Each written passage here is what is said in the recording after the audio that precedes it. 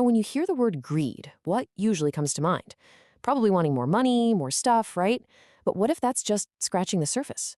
In this explainer, we're going to dive deep into this incredible psychological map from the Theravada Buddhist tradition. It breaks greed down into a complex, seriously intricate system that's going on inside our own heads. So let me just throw this out there. What if greed isn't this one single monolithic feeling? What if it's actually 8 completely different, classifiable states of consciousness, each one with its own unique flavor, its own cause, and its own power? That's the mind-blowing idea we're going to unpack right now. And here's how we're going to do it in 4 simple parts. First, we'll get to the bottom of what greed really is at its core. Then, we'll look at the 3 key ways it's broken down. After that, we'll see how those pieces come together to give us those 8 states. And finally, we'll dig into why any of this actually matters in the real world.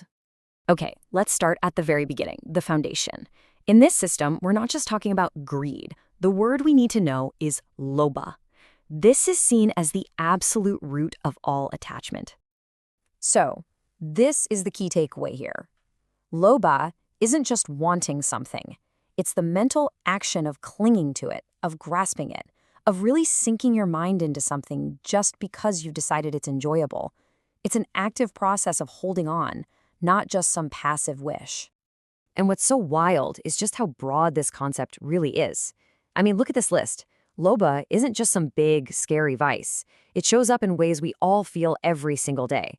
From a simple wish or a feeling of affection, all the way up to really intense states like lust or avarice.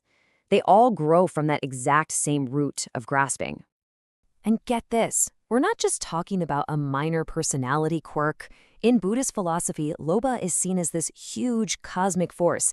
It's this very act of clinging, this attachment we have to experiences and things that's said to power the entire cycle of existence, what's known as samsara. It's a seriously powerful binding energy. So you might be wondering, how in the world do we get from this one big idea of Lobha to 8 separate states? Well, it's all about deconstructing a single moment of consciousness. We're going to run it through 3 different analytical filters. These are our tools for the job. We're going to examine every single greedy thought through these 3 lenses. First, what's the feeling that comes with it? Second, what's the intellectual view or belief that's attached to it? And third, what about its promptness? Was it spontaneous or not? Let's take that first one, feeling. So first, we just ask, what did it actually feel like? Sometimes greed is joyful, right? Think about that giddy little buzz you get when you find something you really, really wanted. But other times it's just neutral, a calm, matter-of-fact attachment without any of that excitement. So right off the bat, every greedy thought is one or the other, joyful or neutral. Second filter, what did you think about it? This is super important. Did that greedy thought come packaged with some kind of incorrect belief system, what's called a wrong view? Or was it just a simple, raw feeling of desire, with no philosophical baggage attached? This distinction is absolutely crucial. And what do we even mean by wrong view here? Well, it's not just about getting a fact wrong. We're talking about deep-seated beliefs that are seen as fundamentally out of touch with reality, like believing that your actions have no moral consequences, or, and this one's more subtle, that ingrained belief in a permanent, solid self, or I, that's totally separate from everything else. It could even be a justification like, well, God gave this to us, so it's okay. These are the intellectual frames we build around raw desire. And our final filter is all about where the thought came from. Was it unprompted? Did it just bubble up all by itself, naturally and spontaneously? Or was it prompted? Did you have to kind of talk yourself into it, or maybe a friend gave you a nudge? It's the difference between an instant impulse and an action that needed a little push. Okay, let's recap. We have our 3 filters: feeling, view, and promptness. Each one is a pretty simple choice. Now, this is where the magic happens. Let's see what we get when we put them all together. This is where the whole matrix just reveals itself. Those 3 simple divisions, joy versus neutral, wrong view versus no wrong view, and prompted versus unprompted, when you do the math, they combine to create exactly 8 distinct, totally identifiable states of greed-rooted consciousness. Let's check them out. And boom, this table just lays it all out perfectly. Look at type 1. It's joyful, you've got a wrong view to justify it, And it happens spontaneously. The example is spot on. Joyfully stealing because you're telling yourself, the rich have too much anyway. Type 2 is the exact same thing, but it only happened because your friend egged you on.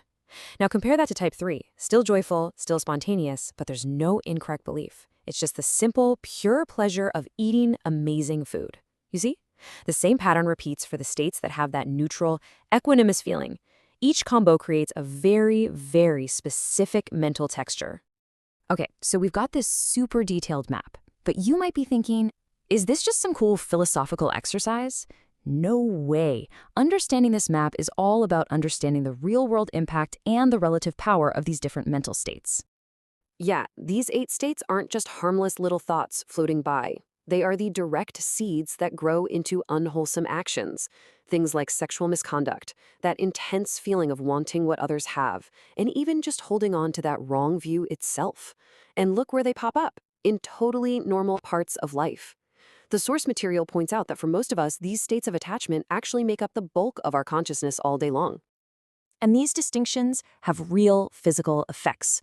Here's a crazy detail that shows just how precise this system is. Only the 4 joyful types of greed can actually cause you to smile.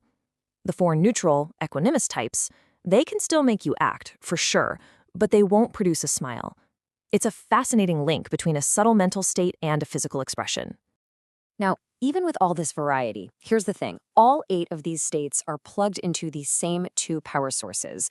Lobha, or greed, is the main one, of course, but it is always, and I mean always, accompanied by moha, or delusion. That's a fundamental blindness to how things really are. Greed simply can't exist in a mind that sees with perfect clarity. And let's talk about the ego for a sec, because this is a really subtle but super important point. In those 4 states that have the wrong view, you have the intellectual belief in a self. But in the other 4, the ones without the wrong view, you get the feeling of conceit instead. I'm better than them or I'm worse than them. The key is the ego is always there, but it shows up either as a belief or as a feeling, never both, at the exact same moment. Finally, and this is a big one, not all greedy thoughts are created equal when it comes to their consequences or their karma. A state of consciousness that's tied to a wrong view is way more powerful, way more karmically heavy than one without it. A spontaneous, unprompted thought is stronger than one you got pushed into. And this might be surprising, but a neutral, equanimous state of greed is often seen as more powerful in creating future results than a joyful one, maybe because it's calmer and more deeply rooted. So we've journeyed through this whole intricate map of the mind, and it really all comes down to one final question. This one isn't for me, it's for you. Now that you've seen the matrix, now that you can maybe start to identify these different flavors of attachment, which of these 8 states colors your world most often?